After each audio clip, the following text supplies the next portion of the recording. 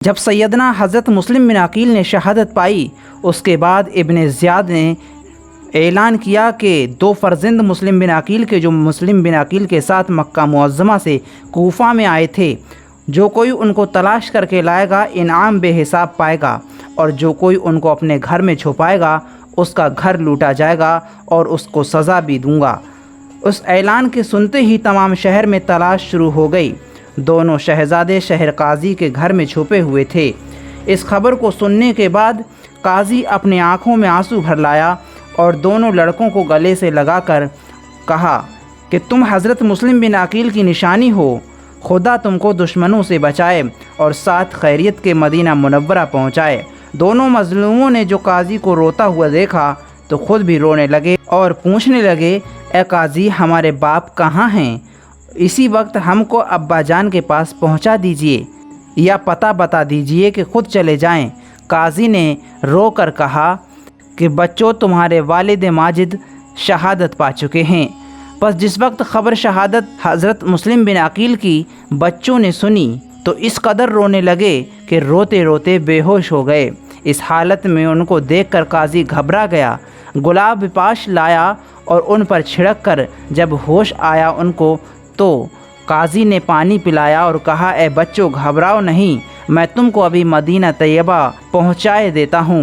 اسی وقت 50 دینار سرخ دونوں کو کمر سے باندھے اور اپنے لڑکے اسد کو بلا کر فرمایا کہ ایک قافلہ دروازہ عراق سے مدینہ منورہ جانے والا ہے، ان دونوں معصوموں کو کسی معتبر آدمی کے ہمراہ ہوشیاری سے کر دینا۔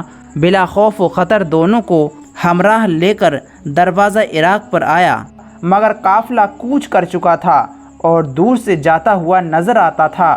قاضی کے لڑکے نے کہا، دوڑ کر جاؤ اور قافلے سے مل جاؤ۔ یہ تو راہ بتا کر مکان پر واپس آ گیا، اور ادھر ان دونوں نے اور ہی ماجرا دیکھا کہ رات کا وقت تھا، دونوں راہ بھول گئے۔ تمام رات چلے مگر جب صبح ہوئی تو اپنے آپ کو اسی دروازہ عراق پر پایا۔ کوتوال بدخصال گشت کرتا ہوا اسی طرف آ نکلا اور دونوں کو روتا ہوا دیکھ کر پکڑ لیا اور ابن زیاد بدنہاد کے پاس لے آیا۔ اس نے دونوں کو قید خانے میں بھجوا دیا۔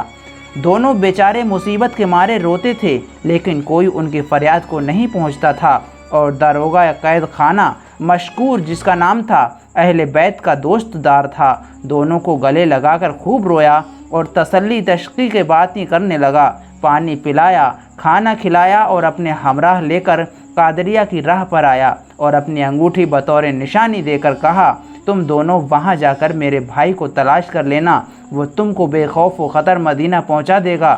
غرض دونوں ستم رسیدہ تمام رات چلتے چلتے تھک گئے، تقدیر بگڑی ہوئی تھی، راہ بھول گئے۔ جب دن نکلا پیروں کی طرف دیکھا تو آبلے پڑ گئے تھے اور نازنین تلووں میں کانٹے گڑ گئے تھے۔ پھر تو شفقتیں ماں باپ کی یاد کر کے رونے لگے، زمین پر مچھلی کی طرح تڑپ کر جان کھونے لگے، اور دونوں ننھے ننھے ہاتھ آسمان کی طرف اٹھا کر اللہ کی جناب میں عرض کرنے لگے، دوپہر ہو گئی، ان کانٹوں پہ چلتے چلتے، بابا ہوتے تو ہمیں گود میں لے کر چلتے۔ جب رونے سے ان دونوں کو فرصت ملی تو بڑے بھائی نے چھوٹے بھائی سے کہا کہ بھیا، ایسا نہ ہو کہ کوئی دیکھ لے اور گرفتار کر کے لے جائے، بہتر یہ ہے کہ یہ باغ جو نظر آتا ہے وہاں چل کر چھپ جاتے ہیں، اندھیری رات ہے، کل صبح کو مدینہ منورہ کی راہ لیں گے، پھر اس باغ میں چشمے کے کنارے ایک پرانے درخت جس کی جڑ اندر سے خالی تھی،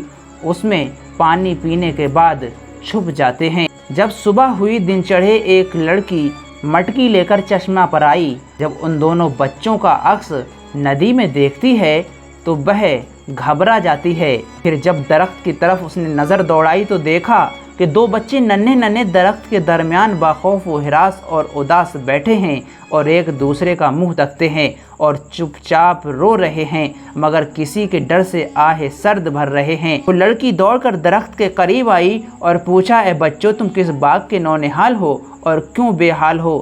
ذرا زبان کھولو، منہ سے بولو، کیوں اس پرانے درخت میں چھپے ہو؟ جب ان لڑکوں نے حمایت بھری آواز سنی تو انہوں نے اپنا سارا ماجرا اس لڑکی کو بتا دیا۔ اس لڑکی کو رحم آیا، ایک کو کاندھے پر ایک کو گود میں اٹھایا اور اپنی مالکن کے پاس لے آئی اور تمام ماجرا کہہ دیا۔ مالکن اس کی اہل بیت اطہار کے نام پر فدا تھی، اس خوشی میں اس لڑکی کو آزاد کر دیتی ہے۔ پھر کمال شفقت سے دونوں یتیموں کو دعائیں دے کر بلائیں لیں اور پیار کیا اور اپنے ہاتھ سے کھانا پکا کر دونوں کو کھلایا۔ ایک علیحدہ مکان میں مظلوموں کو سلایا۔ رات کو اس کا شوہر جو فرزندان مسلم کی تلاش میں تھا تھکا مانندہ آیا، کھانا کھا کر سو گیا۔ جب قریب آدھی رات کی گزری، بڑے بھائی نے جس کا نام محمد تھا چھوٹے بھائی ابراہیم کو جگا دیا اور کہا، اے بھائی اٹھو اور کپڑے پہنو، تیار ہو جاؤ، اب تمہاری اور ہماری باری آئی ہے۔ میں نے ابھی ابا جان کو خواب میں دیکھا ہے، حضور صلی اللہ علیہ وسلم سیدنا علی شیر خدا اور فاطمہ زہرا کے ساتھ باغ کی سیر کر رہے ہیں اور ہم دونوں بھائی بھی کھڑے ہیں۔ حضرت مصطفیٰ نے ہمارے بابا جان سے فرمایا کہ اے مسلم، تنہا ہمارے پاس آئے ہو اور اپنے دونوں لڑکے وہیں چھوڑ آئے؟ عرض کیا حضور، وہ دونوں بھی عنقریب مرتبہ شہادت پانے کے بعد کل تک انشاءاللہ آپ کی خدمت بابرکت میں آ جائیں گے۔ اس کے بعد چھوٹے بھائی نے کہا، میں نے بھی یہی خواب دیکھا ہے، بس اے بھیا زندگی 2 روزہ ہے، مجھے تو اس خواب سے بہت سرور ہوا، چلو سارا غم دور ہوا۔ بھائی صاحب، ہمیں تو زندگی بھاری ہے،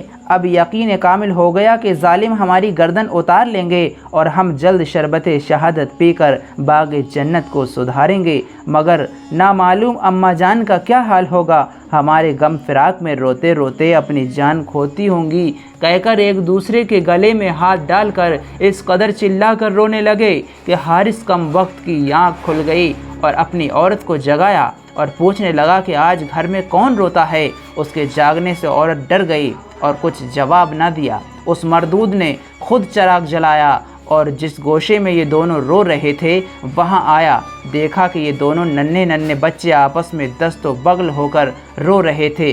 پوچھا، تم کس کے فرزند ہو؟ وہ اس گھر کو جائے پناہ سمجھے ہوئے تھے، بولے کہ فرزندان مسلم مظلوم ہیں، باپ کی جدائی میں مغموم ہیں۔ یہ سن کر حارث کم بخت اپنے دل میں خوش ہوا کہ گھر بیٹھے دل کی مراد مل گئی۔ بس صبح ہوتے ہی دونوں کا ہاتھ پکڑ کر باہر لایا، خود گھوڑے پر بیٹھا اور ان کو فرات پر لایا۔ پھر حارث کم بخت سے عاجزانہ کلام ان لڑکوں نے کیا، اس لیے کیا کہ شاید حارث راہ راست پر آ جائے۔ روایت ہے کہ جب حارث کم بخت نے قتل کا ارادہ کیا تو وہ دونوں بھائی کہتے تھے کہ یہاں ہم کو مت مار، ابن زیاد کے پاس بھیج دے، وہ جو چاہے گا کرے گا۔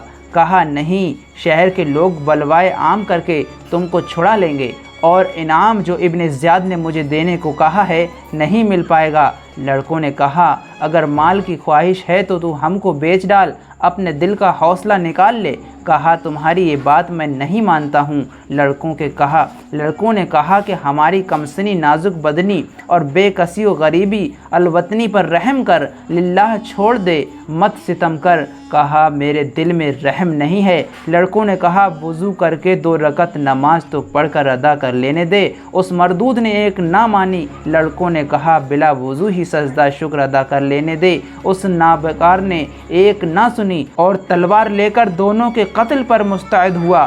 پس جس بھائی کے قتل کا ارادہ کرتا تھا دوسرا کہتا تھا کہ پہلے مجھے شہید کر، کہ میں اپنے بھائی کو اس حالت میں نہیں دیکھ سکتا۔ آخر کار اس ملعون نے بڑے بھائی کے تن نازک پر خنجر چلا کر سر کاٹ لیا اور جسم کو فرات میں بہا دیا۔ چھوٹے بھائی نے دوڑ کر سر زمین سے اٹھا لیا اور اپنی گود میں لے لیا اور کہا، کیوں بھیا، تنہا جنت کو سدھارے، ہمیں اکیلا چھوڑ دیا؟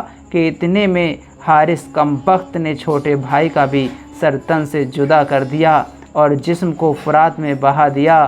انا للہ و انا الیہ راجعون۔ ان ظالموں نے ایسا ظلم کیا کہ اسے پڑھتے ہوئے میرا رونگٹا کھڑا ہوتا ہے۔ دوستو، آپ اس ویڈیو کو دیکھیں اور زیادہ سے زیادہ شیئر کریں اور اس سے اگلے آنے والا ویڈیو بھی دیکھیں۔ اس میں حضرت امام عالی مقام کی مکے سے کوفہ کو روانگی کے بارے میں بتایا جائے گا۔